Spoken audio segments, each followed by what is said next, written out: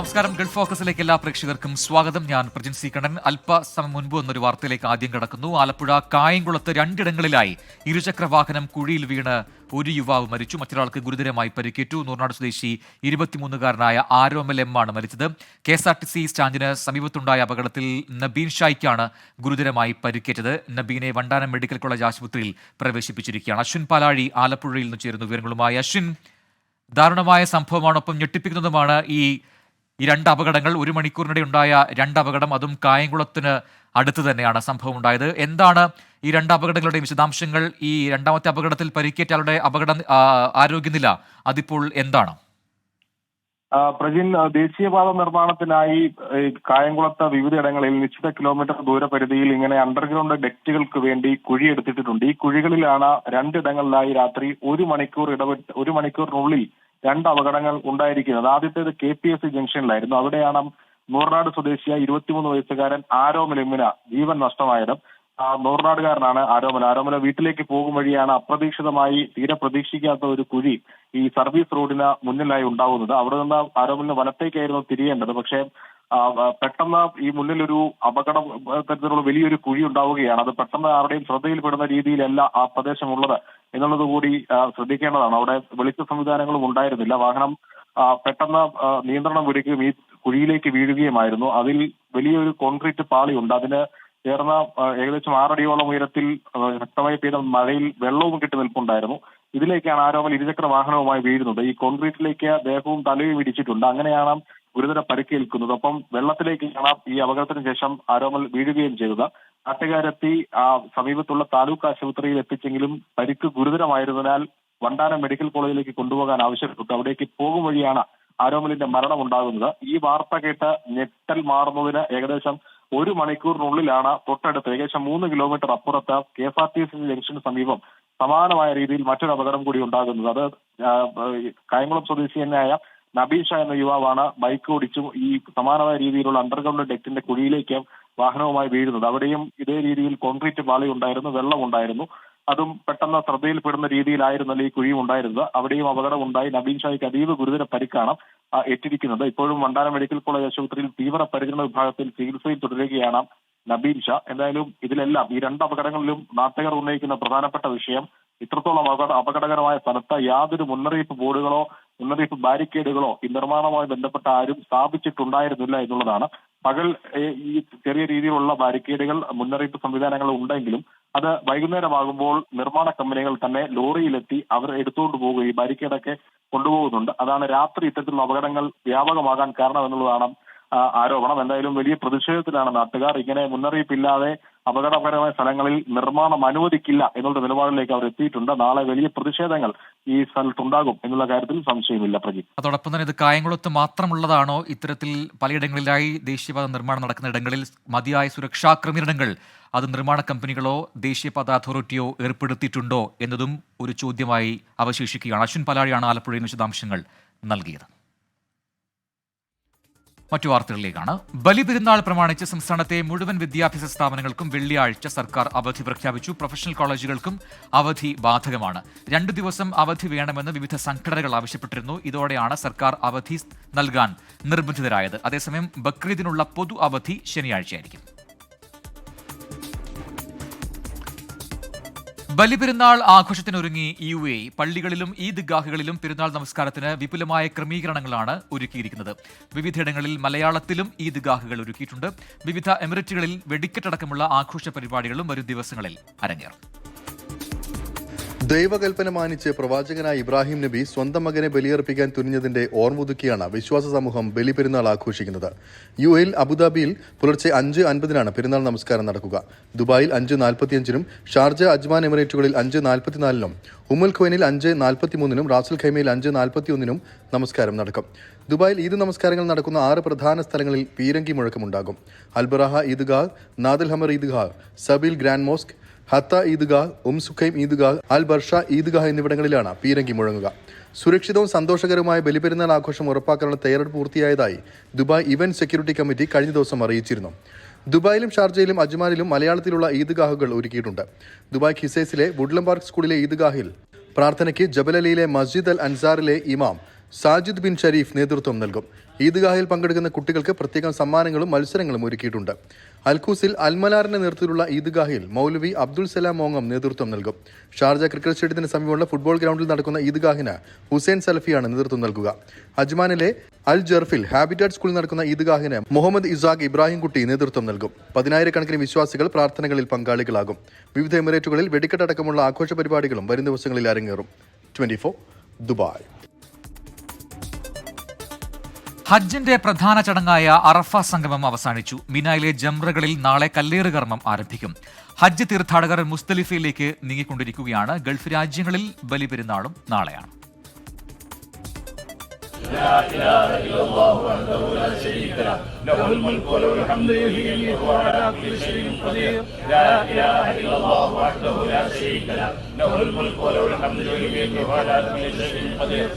ഒരേ വേഷവും ഒരേ മന്ത്രധ്വനികളുമായി തീർത്ഥാടക ലക്ഷങ്ങൾ അറഫയിൽ സംഗമിച്ചു. ഇന്നുച്ച മുതൽ സൂര്യൻ അസ്തമിക്കുന്നതുവരെ പാപമോചന പ്രാർത്ഥനകളിലും മറ്റു ആരാധനാകർമ്മങ്ങളിലും മുഴുകി. ഒരുമയുടെയും സഹനത്തിൻ്റെയും സന്ദേശം ഉയർത്തിപ്പിടിച്ച് 160ഓളം രാജ്യങ്ങളിൽ നിന്നുള്ള 18 ലക്ഷത്തോളം തീർത്ഥാടകരാണ് ഇന്ന് അറഫയിൽ സംഗമിച്ചത്. അറഫയിലെ നമീറ പള്ളിയിൽ നടന്ന പ്രാർത്ഥനയ്ക്കും ഖുതുബയ്ക്കും ഹറം പള്ളി ഇമാം ഷെയ്ഖ് സാലിഹ് അൽ ഹുമൈദ് നേതൃത്വം നൽകി. നമീന പള്ളിയും ചരിത്രപ്രസിദ്ധമായ ജബൽ റഹ്മ മലയും തീർത്ഥാടകരാൽ നിറഞ്ഞു കവിഞ്ഞു. അറഫ സംഗമത്തിൽ പങ്കെടുത്ത തീർത്ഥാടകൻ നവജാത ശിശുവിനെ പോലെ പാപമുക്തനാണെന്നാണ് വിശ്വാസം. ഏറെ സന്തോഷത്തിലാണ് മലയാളികൾ ഉൾപ്പെടെയുള്ള തീർത്ഥാടകർ. ഒരു ദിവസത്തെ പരിശീലന ക്യാമ്പാണ് അറഫ. എല്ലാ വിശ്വാസികളെയും പുതിയ ഒരു പാഠം അവർക്ക് നൽകുന്നു. ഹൃദയത്തിൻ്റെ പരമോന്നതമായ ശുദ്ധി വരുത്തുന്നു. എല്ലാ വിഭാഗം ആളുകളോടും സ്നേഹവും സൗഹാർദ്ദവും സമാധാനവും സഹായ സഹകരണവും ചെയ്തേ മതിയാകൂ, അതെൻ്റെ നിർബന്ധ ബാധ്യതയാണ് എന്നവൻ നിർബന്ധമായും മനസ്സിലാക്കുന്നു. അടുത്ത കർമ്മത്തിനായി തീർത്ഥാടകർ മുസ്ദലിഫയിലേക്ക് നീങ്ങിക്കൊണ്ടിരിക്കുകയാണ്. ഇനി രാത്രി മുസ്ദലിഫയിലെ തുറന്ന മൈതാനത്ത് കഴിയുന്ന ഹാജിമാർ നാളെ മുതൽ മിനായിലെ ജംറകളിലെറിയാനുള്ള കല്ലുകൾ ശേഖരിക്കും. ഹജ്ജ് തീർത്ഥാടകരെ സംബന്ധിച്ചിടത്തോളം ഏറ്റവും തിരക്കേറിയ ദിവസമാണ് നാളെ. മീനായിലെ ജംറയിൽ കല്ലേർ കർമ്മം നിർവഹിക്കുന്നതോടൊപ്പം തന്നെ ബലി നൽകുക, വിശുദ്ധ ഹറമിൽ പോയി വിശുദ്ധ കാബയെ തവാഫ് ചെയ്യുക, മുടിയെടുക്കുക തുടങ്ങിയ കർമ്മങ്ങളെല്ലാം തീർത്ഥാടകർ ചെയ്യുന്നത് നാളെയാണ്. എല്ലാ കർമ്മങ്ങളും നിർവഹിച്ച് നാളെ രാത്രിയോടെ മാത്രമേ തീർത്ഥാടകരിൽ ഭൂരിഭാഗവും മീനായിലെ തമ്പുകളിൽ തിരിച്ചെത്തുകയുള്ളൂ. അറഫയിൽ നിന്നും ജലീൽ കണ്ണമംഗലം, 24. ഹമാസ് തലവൻ മുഹമ്മദ് സിൻവാറിന്റെ പിൻഗാമിയാകാൻ ഇസൽ ദിൻ അൽ ഹദ്ദാദ്. ഹമാസ് തലവന്മാരായിരുന്ന യഹ്യ സിൻവാറും സഹോദരൻ മുഹമ്മദ് സിൻവാറും ഇസ്രയേൽ ആക്രമണത്തിൽ കൊല്ലപ്പെട്ടതിനെ തുടർന്നാണ് മുതിർന്ന സൈനിക മേധാവിയായ അൽ ഹദ്ദാദ് ഹമാസിന്റെ തലവനാകുന്നത്. നിലവിൽ ഹമാസിന്റെ ഏറ്റവും മുതിർന്ന കമാൻഡർ. 2023 ഒക്ടോബർ 7 ഇസ്രയേലിനെതിരെ ഹമാസ് നടത്തിയ ആക്രമണങ്ങളിൽ മുഖ്യ ആസൂത്രകൻ. ഗസ സിറ്റിയിലെ ഇസൽ ദിൻ അൽ ഖസാം മേധാവി. ഹമാസിന്റെ ഏറ്റവും കരുത്തനായ മേധാവികളിൽ ഒരാൾ. വെടിനിർത്തലിൽ ബന്ദി കൈമാറ്റത്തിന് ഹമാസിന് നേതൃത്വം നൽകിയ ഹദ്ദാദിനെ കൊലപ്പെടുത്താൻ പലവട്ടം ശ്രമം നടന്നു. ഈസ് അൽ ഹദ്ദാദിനെ കണ്ടെത്തുന്നവർക്ക് $7.5 ലക്ഷം പാരിതോഷികം പ്രഖ്യാപിച്ചിരുന്നു. പിടികൊടുക്കാതിരിക്കാൻ രഹസ്യ കേന്ദ്രങ്ങളിലിരുന്നാണ് ഹദ്ദാദിന്റെ നീക്കങ്ങൾ. 2023 നവംബറിൽ ഇസ്രയേൽ അഹമ്മദ് അൽ ഗന്തൂറിനെ വധിച്ചതിനു ശേഷം വടക്കൻ ഗസ ബ്രിഗേഡ് ആക്ടിംഗ് കമാൻഡറാണ് ഹദ്ദാദ്. മുൻ ഖസം ബ്രിഗേഡ് നേതാവായിരുന്ന മുഹമ്മദ് ദെയ്ഫ് ഇസ്രയേൽ സൈന്യത്തിന്റെ വ്യോമാക്രമണത്തിൽ കൊല്ലപ്പെട്ടപ്പോൾ പിൻഗാമിയായി എത്തിയത് അൽ ഹദ്ദാദാണ്. ഹമാസ് തലവൻ യഹ്യ സിൻവാർ കൊല്ലപ്പെട്ടതിനെ തുടർന്ന് പിൻഗാമിയായ സഹോദരൻ മുഹമ്മദ് സിൻവാറിനെ IDF കൊലപ്പെടുത്തിയത് മെയ് 17. നിലവിൽ ഹമാസിന്റെ 5 പ്രധാന തലവന്മാരിൽ അവശേഷിക്കുന്ന ഏക നേതാവാണ് Al Haddad. International desk, 24. Tariff വിവാദങ്ങൾക്കിടെ ചൈനീസ് പ്രസിഡന്റ് ഷീ ജിൻപിങ്ങുമായി അമേരിക്കൻ പ്രസിഡന്റ് ഡൊണാൾഡ് ട്രംപ് ഫോണിൽ സംസാരിച്ചതായി ചൈനീസ് മാധ്യമങ്ങൾ. തിരുവാ യുദ്ധത്തിന് ശേഷം ആദ്യമായാണ് ഇരു നേതാക്കളും സംസാരിക്കുന്നത്. താൻ എക്കാലവും ഇഷ്ടപ്പെടുന്ന നേതാവാണ് ഷീ എന്നും പരുക്കൻ സ്വഭാവക്കാരനായ ചൈനീസ് പ്രസിഡന്റുമായി വ്യാപാര കരാറിൽ ഏർപ്പെടുന്നത് വലിയ ബുദ്ധിമുട്ടാണെന്നും ട്രംപ് സമൂഹമാധ്യമത്തിൽ കുറിച്ചിരുന്നു. ഇതിന്റെ പിന്നാലെയാണ് ഫോൺ സംഭാഷണം. വൈറ്റ് ഹൌസ് ഈ വാർത്ത പക്ഷേ സ്ഥിരീകരിച്ചിട്ടില്ല. ഇന്ത്യൻ വേരുകളുള്ള സൗദി പൗരന്മാരുടെ സരസമായ മലൈബാരി ബർത്താനം ജിദ്ദയിലെ പൊതുസമൂഹത്തിൽ വേറിട്ട അനുഭവമായി. ഇന്ത്യൻ സ്വാതന്ത്ര്യസമരത്തിൽ രക്തസാക്ഷിയായ സൗദി പൗരന്റെ പേരമകൻ ഉൾപ്പെടെ ഇന്ത്യൻ വംശജരായ പല സൗദി പൗരന്മാരും തങ്ങൾക്കറിയുന്ന മലയാളത്തിൽ അനുഭവങ്ങൾ പങ്കുവച്ചു. ഗുഡ്വിൽ ഗ്ലോബൽ ഇനീഷ്യേറ്റീവാണ് മലൈബാരി ബർത്താനത്തിന് വേദിയൊരുക്കിയത്. ഒറിജിനൽ നമ്മൾ ആറാട്ടുപുഴ പറയുന്ന സ്ഥലമാണ്, ആലപ്പുഴ ഡിസ്ട്രിക്ട്. ഇതാണ് ഞാനിവിടെ നാട്ടിൽ പോകുമ്പോൾ ഞാൻ കൊച്ചി വഴിയാണ് പോകുന്നത്, direct Jeddah Kochi. From Kochi I take the ഞാൻ നിങ്ങളുടെ 30 വർഷത്തിന് മുമ്പേ എന്നും ഞാൻ പോകും. അന്നും ഇന്നും ആ റോഡ് അങ്ങനെ അരമണിക്കൂർ കഴിഞ്ഞിട്ട് വണ്ടി ഓടുന്നു, പശു ഇങ്ങനെ പോകുന്നു, ആളുകൾ പോകുന്നു, ബൈസിക്കിൾ പോകുന്നു. എവിടെ ഹൈവേ? ഇതാണ് ഹൈവേ. ആറാട്ടുപുഴയിൽ വേരുകളുള്ള മുഹമ്മദ് സായിദ് മലൈബാരി എന്ന സൗദി പൗരൻ കേരളം സന്ദർശിച്ചപ്പോഴുണ്ടായ അനുഭവങ്ങൾ സരസമായ രീതിയിൽ സദസ്സുമായി പങ്കുവച്ചു. പൂർവികരിൽ നിന്ന് കേട്ടുപഠിച്ച മലയാളത്തിൽ. ജിദ്ദയിലെ ഗുഡ്വിൽ ഗ്ലോബൽ ഇനീഷ്യേറ്റീവാണ് ഇന്ത്യൻ റോഡ് ടു മക്ക എന്ന പേരിൽ വേറിട്ട ഈ പരിപാടി സംഘടിപ്പിച്ചത്. മലപ്പുറം ഹാജിയാർ പള്ളിയിൽ ബ്രിട്ടീഷുകാരുമായി ഏറ്റുമുട്ടി വീരമൃത്യു വരിച്ച പ്രാപിതാമഹന്റെയും വാഗൺ ട്രാജഡിയിൽ രക്തസാക്ഷിയായ പിതാമഹന്റെയും കഥ സൗദി പൗരനായ അബ്ദുറഹ്മാൻ അബ്ദുള്ള യൂസുഫ് എന്ന ഫദൽ മലൈബാരി വിശദീകരിച്ചു. ഫാദറിനെ 1921 ഗിത്താറിന്റെ ഉള്ളിൽ കൊന്നു. യെസ്. പിന്നെ ആ ഫാദറിന്റെ ഫാദറും മുഹൈദ്ദീൻ എന്റെ ജഡ് ഗ്രാൻഡ് ഫാദർ പറയും. അയാൾ ബ്രിട്ടീഷുകാരും മലപ്പുറം മോസ്കിന്റെ അവിടെ ഒരു അവിടെ ആ പള്ളി എടുക്കാൻ വേണ്ടി വരുന്നു. അപ്പോൾ കൊന്നു. പഴയ കാലത്ത് മക്കയിലെത്തുന്ന മലയാളി ഹാജിമാർക്ക് നൽകിയ സേവനങ്ങൾ ഓർത്തെടുക്കുകയായിരുന്നു മലപ്പുറത്ത് വേരുകളുള്ള ആദിൽ ബിൻ ഹംസ മലൈബാരി. ഹാജിമാർക്ക് 2 വട്ട വെള്ളക്കൊക്കുണ്ട്, വേറെ താങ്കി ഉണ്ടായി, ചെറിയ താങ്കി. അതിന് നറുക്കും സുബൈക്ക് പിന്നെ അസർക്ക് നറുക്കും. അതിന് ഹാജിമാർ കുറിച്ചും അതുണ്ടാക്കും, കുറിച്ചാനും ഒക്കെ തിന്നാനും ഒക്കെ ഉണ്ടാക്കും. അതിന് ഹാജിമാർ വരുമ്പോൾ മറ്റേ കുറേർക്കണ്ണി ഉണ്ടാവും, കൊണ്ടുവരും. കുറേർക്കണ്ണി അറിയില്ല. പിന്നെ ഔലുണ്ടാവും, പപ്പട ഉണ്ടാവും. ആദിൽ മുഹമ്മദ് അലി വന്നാഞ്ചിറയും തന്റെ അനുഭവങ്ങൾ സദസ്സുമായി പങ്കുവച്ചു. വർഷങ്ങൾക്ക് മുമ്പ് കേരളത്തിൽ നിന്നും സൗദിയിലെത്തി സൗദി പൗരത്വം നേടിയവരുടെ മക്കളും പേരമക്കളുമൊക്കെയാണ് വീരോചിത മലൈബാരി ബർത്താനം എന്ന സെഷനിൽ തങ്ങളുടെ അനുഭവങ്ങൾ പങ്കുവച്ചത്. സൗദിയിലെ പ്രശസ്ത സമുദ്രശാസ്ത്രജ്ഞൻ ഡോക്ടർ ഫൈസൽ ബുഖാരി ഉദ്ഘാടനം ചെയ്തു. GGI പ്രസിഡന്റ് ഹസൻ ചെറൂപ്പ വിഷയാവതരണം നടത്തി. പരീക്ഷകളിൽ ഉന്നത വിജയം നേടിയ GGI കുടുംബാംഗങ്ങളെ സദസ്സിൽ ആദരിച്ചു. ജലീൽ കണ്ണമംഗലം, 24 ജിദ്ദ. തിരികെ വാർത്തകളിലേക്ക്. ബംഗളൂരു ചിന്നസ്വാമി സ്റ്റേഡിയത്തിലെ ദുരന്തത്തിൽ ഉന്നത പോലീസ് ഉദ്യോഗസ്ഥർക്കെതിരെ കൂട്ട നടപടി. ബംഗളൂരു സിറ്റി പോലീസ് കമ്മീഷണറെ ഉൾപ്പെടെ സസ്പെൻഡ് ചെയ്തു. RCB event management Karnataka cricket association പ്രതിനിധികളെ അറസ്റ്റ് ചെയ്യുമെന്ന് മുഖ്യമന്ത്രി സിദ്ധരാമയ്യ അറിയിച്ചു. സംഭവത്തിലെ ജുഡീഷ്യൽ അന്വേഷണവും പ്രഖ്യാപിച്ചിട്ടുണ്ട്. അപകടം നടന്ന് 24 മണിക്കൂറിനുള്ളിലാണ് കർണാടക സർക്കാർ പോലീസിനെ കൈയൊഴിഞ്ഞത്. പോലീസിന്റെ ഭാഗത്ത് വീഴ്ചയുണ്ടായിട്ടില്ലെന്നായിരുന്നു ഉപമുഖ്യമന്ത്രി DK ശിവകുമാറിന്റെ ഇന്നലത്തെ പ്രതികരണം. എന്നാൽ പോലീസ് നിരുത്തരവാദപരമായി പെരുമാറിയെന്ന മന്ത്രിസഭായോഗത്തിന് ശേഷം മുഖ്യമന്ത്രി സിദ്ധരാമയ്യ ഇന്ന് പറഞ്ഞു. Bengaluru police commissioner, additional commissioner, deputy commissioner, ACP എന്നിവരെ ഉൾപ്പെടെ സസ്പെൻഡ് ചെയ്തു. പരിപാടി ഞായറാഴ്ചത്തേക്ക് മാറ്റണമെന്നാവശ്യപ്പെട്ടെന്ന വിവരം പുറത്തുവന്നതിന് പിന്നാലെയാണ് നടപടിയെന്നതും ശ്രദ്ധേയം. സംഭവത്തിൽ ജുഡീഷ്യൽ അന്വേഷണവും പ്രഖ്യാപിച്ചിട്ടുണ്ട്. 30 ദിവസത്തിനുള്ളിൽ റിപ്പോർട്ട് നൽകും. RCB management, event management team, Karnataka cricket association എന്നിവയുടെ പ്രതിനിധികളെയും അറസ്റ്റ് ചെയ്യാൻ മുഖ്യമന്ത്രി ഉത്തരവിട്ടിട്ടുണ്ട്. ഉത്തരവാദിത്തം ഏറ്റെടുക്കാതെ നടപടിയെടുത്ത് മുഖം രക്ഷിക്കാനുള്ള നീക്കമാണ് സർക്കാർ നടത്തുന്നതെന്ന വിമർശനവും ഉയരുന്നുണ്ട്. 24 ബംഗളൂരു. സർക്കാർ ഗവർണർ ഭിന്നതയ്ക്ക് തുടക്കമിട്ട് രാജ്ഭവനിലെ പരിസ്ഥിതി ദിനാഘോഷ പരിപാടി. കാവിക്കൊടിയേന്തി നിൽക്കുന്ന ഭാരതാംബയുടെ ചിത്രത്തിന് മുന്നിൽ വിളക്ക് തെളിയിക്കണമെന്നാവശ്യപ്പെട്ട് പുതുക്കി നൽകിയ രാജ്ഭവൻ നിർദ്ദേശം കൃഷിമന്ത്രി P. പ്രസാദ് തള്ളി. രാജ്ഭവനിലെ പരിപാടി ബഹിഷ്കരിച്ച് പ്രത്യേകം പരിപാടി സർക്കാർ നടത്തുകയും ചെയ്തു. ഭാരതാംബയുടെ ഫോട്ടോയ്ക്ക് മുന്നിൽ തന്നെ പരിപാടി നടത്തിയ ഗവർണർ മന്ത്രിമാരെ വിമർശിച്ചു. കൃഷിവകുപ്പ് രാജ്ഭവനിൽ പരിസ്ഥിതി ദിനാഘോഷ പരിപാടി നടത്താൻ തീരുമാനിക്കുന്നു. കാര്യപരിപാടികൾ സംബന്ധിച്ച് രാജ്ഭവൻ ഇറക്കിയ ആദ്യ നോട്ടീസ് മാറ്റി രണ്ടാമതൊരു നോട്ടീസ് നൽകുന്നു. ഈ നോട്ടീസിൽ വേദിയിലെ ഭാരതാംബയുടെ ചിത്രത്തിന് മുന്നിൽ വിളക്ക് തെളിയിക്കണമെന്നത് ചടങ്ങിൽ ഉൾപ്പെടുത്തി. രാജ്ഭവന്റെ ഈ നിർദ്ദേശം സർക്കാർ പരിപാടിയിൽ ഉൾപ്പെടുത്താനാകില്ലെന്ന നിലപാട് കൃഷിമന്ത്രി അറിയിച്ചെങ്കിലും രാജ്ഭവൻ പിന്മാറിയില്ല. ഇതോടെയാണ് അവസാന നിമിഷം പരിപാടി ബഹിഷ്കരിക്കാൻ കൃഷിമന്ത്രിയും വിദ്യാഭ്യാസ മന്ത്രിയും തീരുമാനിച്ചത്. ഗവൺമെന്റിന്റെ പരിപാടിക്ക് ഉൾപ്പെടുത്താൻ പറ്റാത്ത തരത്തിലുള്ള ഒരു മാറ്റമാണ് അവിടെ ഉണ്ടായത്. നമുക്ക് സാധാരണഗതിയിൽ നമ്മൾ ഉപയോഗിക്കുന്ന ഒരു ഭാരത് മാതാവിൻ്റെ ഒരു ചിത്രം ഉപയോഗിക്കുന്നു എന്ന് പറഞ്ഞാൽ അത് നമുക്ക് എതിർപ്പില്ല. എന്നാൽ ഇവിടെ ഉപയോഗിച്ചത് നമ്മുടെ രാജ്യത്തിൻ്റെ ഭൂപടം പോലും അല്ലാതെ അതല്ലാതെ മറ്റൊരു പടമെല്ലാം വെച്ചിട്ട് ആ തരത്തിൽ അവതരിപ്പിക്കുന്നതിനെ ഒരു കാരണവശാലും നമുക്ക് ന്യായീകരിക്കാൻ പറ്റുകയും. രാജ്ഭവനിൽ കാവിക്കൊടിയേന്തിയ ഭാരതാമ്മയുടെ ചിത്രത്തിനു മുന്നിൽ തന്നെ ഗവർണർ പരിസ്ഥിതി ദിനം ആഘോഷിച്ചു.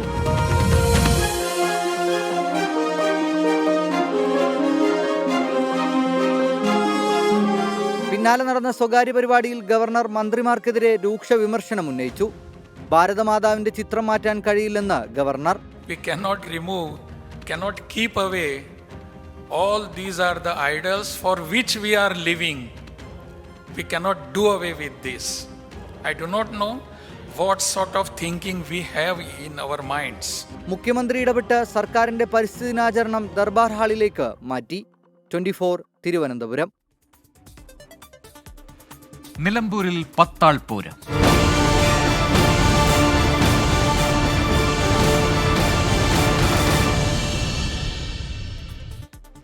നിലമ്പൂരിൽ PV അൻവറിന് ചിഹ്നം കത്രിക. അൻവർ ഉൾപ്പെടെ 10 സ്ഥാനാർത്ഥികളാണ് മത്സരരംഗത്ത്. പത്രിക പിൻവലിക്കാനുള്ള സമയപരിധി അവസാനിച്ചു. തന്നെ കുടുക്കിയ നേതാക്കളെ കത്രിക പൂട്ടിടാനുള്ള അവസരമാണ് ഇതെന്ന് PV അൻവർ പ്രതികരിച്ചു. നിലമ്പൂർ അംഗത്തിന് 10 പേർ. 2016-ലും 2021-ലും വിജയചിഹ്നമായ ഓട്ടോറിക്ഷ അൻവറിനില്ല. മുൻഗണനാക്രമത്തിൽ അൻവർ ആവശ്യപ്പെട്ട ആദ്യ ചിഹ്നം ഓട്ടോറിക്ഷയായിരുന്നു. കത്രികയും കപ്പും സോസറുമായിരുന്നു മുൻഗണനാ പട്ടികയിലെ മറ്റു ചിഹ്നങ്ങൾ. ഓട്ടോറിക്ഷ കേരള കോൺഗ്രസ് ജോസഫ് വിഭാഗം ചിഹ്നമായതിനാൽ ഓട്ടോറിക്ഷ നൽകാനാകില്ലെന്ന് മുഖ്യ വരണാധികാരി അറിയിച്ചതോടെ അൻവറിന്റെ അടയാളം കത്രികയായി. പ്രിഫറൻസ് ആണ് കത്രിക. അത് കിട്ടിയതിൽ വളരെ സന്തോഷമുണ്ട്. കാരണം ഈ തെരഞ്ഞെടുപ്പിൽ ഞാൻ ഇന്ന് നിങ്ങളുടെ മുന്നിൽ ഈ കോലത്തിൽ നിൽക്കേണ്ടി വന്നത് പിണറായിയും VD സതീശനും കൂടിയിട്ടുള്ള എന്നെ കത്രിക പൂട്ടിൽ കുടുക്കിയതാണ്. ആ കത്രിക പൂട്ടിനെ കത്രിക കൊണ്ട് തന്നെ നേരിടാനുള്ള ഒരു സാഹചര്യം ഇവിടെ ഒരുങ്ങിയിരിക്കുകയാണ്. പിൻവലിച്ച പത്രികകളിൽ PV അൻവറിന്റെ അപരൻ അൻവർ സാദത്തുമുണ്ട്. SDPI സ്ഥാനാർത്ഥി സാദിഖ് നടുത്തുടി ബലൂൺ അടയാളത്തിൽ മത്സരിക്കും. UDF സ്ഥാനാർത്ഥി ആര്യടൻ ഷൌക്കത്തിന് കൈപ്പത്തി, LDFിലെ M സ്വരാജിന് അരിവാൾ ചുറ്റിക നക്ഷത്രം, NDAയിലെ മോഹൻ ജോർജിന് താമര എന്നിവയാണ് ചിഹ്നങ്ങൾ. 24 നിലമ്പൂർ. പട്ടയഭൂമി മറ്റാവശ്യങ്ങൾക്ക് ഉപയോഗിച്ചാൽ ക്രമവൽക്കരിച്ച് നൽകുന്നതിനുള്ള ചട്ടത്തിന് അന്തിമരൂപമായി. ചട്ടലംഘനങ്ങൾ ക്രമവൽക്കരിച്ച് നൽകുന്നതിന് 2 ചട്ടങ്ങളാണ് കൊണ്ടുവരുന്നത്. മുഖ്യമന്ത്രിയുടെ അധ്യക്ഷതയിൽ ചേർന്ന യോഗത്തിന്റേതാണ് ഈ തീരുമാനം. 2023 ഭൂപതിവ് നിയമ ഭേദഗതിയുടെ ചുവടുപിടിച്ചാണ് ചട്ടഭേദഗതി വരുന്നത്. വീട്, കൃഷി, ചെറിയ കട തുടങ്ങിയ ആവശ്യങ്ങൾക്കായി പതിച്ചു നൽകിയ ഭൂമി മറ്റാവശ്യങ്ങൾക്ക് ഉപയോഗിക്കുന്നത് നിയമലംഘനമാണ്. ഇത്തരം നിയമലംഘനങ്ങൾ ക്രമവൽക്കരിക്കുന്നതിന് വേണ്ടിയാണ് നിയമ ഭേദഗതി കൊണ്ടുവന്നത്. ജനങ്ങൾക്ക് നിയമഭേദഗതിയുടെ ആനുകൂല്യം ലഭിക്കണമെങ്കിൽ ചട്ടം പ്രാബല്യത്തിൽ വരണം. ഈ ചട്ടത്തിനാണ് ഇന്ന് മുഖ്യമന്ത്രിയുടെ അധ്യക്ഷതയിൽ ചേർന്ന ഉന്നതതല യോഗം തത്വത്തിൽ അംഗീകാരം നൽകിയത്. നിയമലംഘനങ്ങൾ ക്രമവൽക്കരിക്കുന്നതിന് വേണ്ടി 2 ചട്ടങ്ങളാണ് കൊണ്ടുവരുന്നത്. ഭൂപതിവ് നിയമഭേദഗതിയുടെ പ്രാബല്യ തീയതി വരെയുള്ള ചട്ടലംഘനങ്ങൾ ക്രമീകരിക്കുന്നതിന് ഒരു ചട്ടവും പ്രാബല്യ തീയതിക്ക് ശേഷമുണ്ടാകുന്ന ലംഘനങ്ങൾക്ക് സാധുഗുണം നൽകുന്നതിന് മറ്റൊരു ചട്ടവുമാണ് കൊണ്ടുവരുന്നത്. 1960 ഭൂപതിവ് നിയമത്തെ ചുവടുപിടിച്ച് 20ഓളം ചട്ടങ്ങൾ സംസ്ഥാനത്ത് നിലവിലുണ്ട്. ഈ ചട്ടങ്ങളിൽ ഏതൊക്കെ ചട്ടങ്ങൾക്ക് ഭേദഗതി നിയമം ബാധകമാക്കാം എന്നത് സംബന്ധിച്ച ചർച്ചകളാണ് ചട്ടരൂപീകരണം വൈകിച്ചത്. വലിയ കെട്ടിടങ്ങൾ, റിസോർട്ടുകൾ തുടങ്ങിയ നിർമ്മാണങ്ങൾ ക്രമവൽക്കരിച്ച് നൽകാൻ പിഴ ഈടാക്കും. ഇതിനായി വിസ്തീർണം കണക്കാക്കി പ്രത്യേക സ്ലാബുകൾ തയ്യാറാക്കിയിട്ടുണ്ട്. പൊതു ആവശ്യങ്ങൾക്ക് വേണ്ടി നിർമ്മിച്ച സ്കൂൾ, വായനശാല, ക്ലബ്ബുകൾ, ആശുപത്രി തുടങ്ങിയവയെ പിഴയിൽ നിന്ന് ഒഴിവാക്കും. മുഖ്യമന്ത്രിയുടെ അധ്യക്ഷതയിൽ ചേർന്ന യോഗം അംഗീകാരം നൽകിയതോടെ ഈ മാസം തന്നെ ചട്ടം പുറത്തിറങ്ങിയേക്കും. മന്ത്രിസഭയുടെ അംഗീകാരത്തിന് വിധേയമായിട്ടായിരിക്കും ചട്ടം പുറത്തിറക്കുക. നിയമനിർമ്മാണം കഴിഞ്ഞ് 2 വർഷത്തെ കാത്തിരിപ്പിനൊടുവിലാണ് ചട്ടം വരുന്നത്. R. ശ്രീജിത്ത്, 24 തിരുവനന്തപുരം. ഗൾഫ് ഫോക്കസിലേക്ക് തിരികെ. അറഫ സംഗമം കഴിഞ്ഞ് ഹജ്ജ് തീർത്ഥാടകർ മുസ്ദലിഫയിലെത്തി. നാളെ മുതൽ മിനായിലെ ജംറകളിൽ എറിയാനുള്ള കല്ലുകൾ ഇവിടെ നിന്നാണ് ശേഖരിക്കുക. മുസ്ദലിഫയിലെ തുറന്ന മൈതാനത്താണ് ഇന്ന് തീർത്ഥാടകർ ഉറങ്ങുക. തീർത്ഥാടകർക്കൊപ്പം ജലീൽ കണ്ണമംഗലം ചേരുന്നു. ഏറ്റവും പ്രധാനപ്പെട്ട കർമ്മമായ അറഫ സംഗമം കഴിഞ്ഞ് തീർത്ഥാടകരിൽ ഭൂരിഭാഗവും ഇപ്പോൾ മുസ്ദലിഫയിൽ എത്തിച്ചേർന്നിരിക്കുകയാണ്. മുസ്ദലിഫയിലെ തുറന്ന മൈതാനത്താണ് തീർത്ഥാടകർ ഇന്ന് കഴിയുന്നത്. അറഫയിലെ പോലെ അല്ലെങ്കിൽ മിനായിലെ പോലെ ടെന്റുകളൊന്നുമില്ല. ഇവിടെ കണ്ടില്ലേ, കിട്ടുന്ന സ്ഥലത്ത് വാഹനം നിർത്തി അവിടെ തുറന്ന മൈതാനത്ത് ഈ തുറന്ന സ്ഥലത്ത് ആളുകൾ കിടന്നിറങ്ങുക എന്നതാണ്, രാവിലെ വരെ കിടന്നിറങ്ങുക എന്നതാണ് മുസ്ദലിഫയിൽ തീർത്ഥാടകർ ചെയ്യുന്നത്. അതോടൊപ്പം തന്നെ നാളെ മുതൽ മീനായിലെ ജംറകളിൽ എറിയാനുള്ള കല്ലുകൾ ശേഖരിക്കുന്നത് ഈ മുസ്ദലിഫയിൽ നിന്നാണ്. മുസ്ദലിഫയിൽ നിന്ന് ഇതേപോലെ ചെറിയ കല്ലുകൾ ഇതുപോലുള്ള ചെറിയ കല്ലുകളാണ് മുസ്ദലിഫയിൽ നിന്ന് ശേഖരിക്കുന്നത്. മലയാളികളാണ് ഇപ്പോൾ ഈ കല്ലുകൾ ശേഖരിക്കുന്നത്. എന്താണ്? അൽഹംദുലില്ലാഹ്, ഞങ്ങൾ അറഫയിൽ നിന്ന് മുസ്ദലിഫയിൽ എത്തി. ഇവിടെ നിന്ന് ഇൻഷാ അല്ലാഹ് ഇന്ന് 70 കല്ല് പുറക്കും 4 ദിവസത്തേക്ക്. ഫസ്റ്റ് ദിവസം ഒരു ജംറയ്ക്ക് 7 എറിയും, ബാക്കി 3 ദിവസങ്ങളും 21 വീതം എറിയും. 70 കല്ല് ഇന്ന് ഇൻഷാ അല്ലാഹ് ഇവിടുന്ന് പുറക്കും. വളരെ സന്തോഷമാണ്. അൽഹംദുലില്ലാഹ്, ഈ പ്രാവശ്യത്തെ ഹജ്ജ് വളരെ സന്തോഷത്തിനും റാഹത്തിലുമായി. അൽഹംദുലില്ലാഹ്, ജസാക്കല്ലാഹു ഖൈർ. ഏതായാലും ഇതുവരെയുള്ള കർമ്മങ്ങളെല്ലാം വളരെ സന്തോഷപൂർവ്വം വളരെ സുഗമമായി നിർവഹിക്കാൻ തീർത്ഥാടകർക്ക് സാധിച്ചിട്ടുണ്ട്. ഇന്നത്തെ നാളെ മുതൽ ജംറകളിൽ എറിയാനുള്ള കല്ലുകൾ ശേഖരിച്ച് ഇന്നിവിടെ കിടന്നുറങ്ങി നാളെ രാവിലെയാണ് തീർത്ഥാടകർ മിനായിലേക്ക് മടങ്ങുക. മുസ്ദലിഫയിൽ നിന്നും ജലീൽ കണ്ണമംഗലം, 24. ഖത്തറിൽ ഈദ്ഗാഹുകളിലും പള്ളികളിലുമായി 700ഓളം കേന്ദ്രങ്ങളിൽ ഈദ് നമസ്കാരത്തിന് സൗകര്യമൊരുക്കിയതായി മതകാര്യ മന്ത്രാലയം അറിയിച്ചു. അൽ അറബി സ്റ്റേഡിയത്തിൽ PP അബ്ദുൽ റഹീമും അൽ സദ് സ്പോർട്സ് ക്ലബ് സ്റ്റേഡിയത്തിൽ നടക്കുന്ന ഈദ്ഗാഹിൽ പ്രമുഖ പണ്ഡിതൻ ഉമർ ഫൈസിയും മലയാളത്തിൽ പ്രഭാഷണം നടത്തും. ഖത്തർ അമീർ Sheikh Tamim bin Hamad Al താനി ലുസൈൽ ഈദ്ഗാഹിലായിരിക്കും ഈദ് പ്രാർത്ഥനയിൽ പങ്കെടുക്കുക. ഈദ് ആഘോഷങ്ങളുടെ ഭാഗമായി സൗദിയിലുടനീളമുള്ള ഉപഭോക്താക്കൾക്കായി പ്രത്യേക ഓഫറുകൾ ഒരുക്കി സൗദി ലുലു. 5 ദിവസം വരെ നീണ്ടു നിൽക്കുന്ന ഈദ് റഷ് ഓഫറുകളാണ് ലുലുവിൽ ഒരുക്കിയിരിക്കുന്നത്. ഗ്രോസറി, ഫ്രഷ് ഫുഡ്, വെജിറ്റബിൾ അവശ്യ സാധനങ്ങൾ എന്നിവ ഉൾപ്പെടെ എല്ലാ വിഭാഗങ്ങളിലും എക്സ്ക്ലൂസീവ് ഓഫറുകളിലൂടെ വൻ വിലക്കുറവാണ് ഉപഭോക്താക്കൾക്ക് നൽകുക. ബലിപെരുന്നാൾ ആഘോഷങ്ങളുടെ ഭാഗമായാണ് ലുലു സൗദിയിലുടനീളമുള്ള ഉപഭോക്താക്കൾക്കായി പ്രത്യേക ഓഫറുകൾ ഒരുക്കിയിരിക്കുന്നത്. 5 ദിവസം വരെ നീണ്ടു നിൽക്കുന്ന ഈദ് റഷ് ഓഫറുകളിലൂടെ grocery, fresh food, fruits, vegetable, അവശ്യ സാധനങ്ങൾ എന്നിവ ഉൾപ്പെടെ എല്ലാ വിഭാഗങ്ങളിലും വൻ വിലക്കുറവിലൂടെ ഉപഭോക്താക്കൾക്ക് സാധനങ്ങൾ സ്വന്തമാക്കാം. TV, മൊബൈലുകൾ, വീട്ടുപകരണങ്ങൾ, വൈവിധ്യമാർന്ന ഇലക്ട്രോണിക്സ് ഉപകരണങ്ങൾ എന്നിവയ്ക്ക് ജൂൺ 10 വരെ പ്രത്യേക ഓഫറുകളും ഉണ്ടായിരിക്കുമെന്ന് ലുലു മാനേജ്മെന്റ് അറിയിച്ചു. വസ്ത്രങ്ങൾ, പാദരക്ഷകൾ, ലേഡീസ് ബാഗുകൾ, മറ്റ് ഫാഷൻ ആക്സസറീസ് എന്നിവയിൽ 200 റിയാലിൽ സാധനങ്ങൾ വാങ്ങുന്ന ഉപഭോക്താക്കൾക്ക് 100 റിയാൽ വിലമതിക്കുന്ന ഷോപ്പിംഗ് വൗച്ചറുകൾ തിരികെ ലഭിക്കും. ഇതിനെല്ലാം പുറമെ home care, cleaning, kitchen wear വിഭാഗത്തിലും ഈദ് റഷ് ഓഫറുകളുടെ ഭാഗമായി വൻ വിലക്കുറവാണ് സൗദിയിലെ ലുലു ഹൈപ്പർ മാർക്കറ്റുകൾ ഉപഭോക്താക്കൾക്കായി സമ്മാനിക്കുന്നത്. സുബൈറുദ്ദീനൂർ, 24, ദമാം. ഇതോടെ ഗൾഫ് ഫോക്കസ് പൂർത്തിയാവുന്നു. Good night.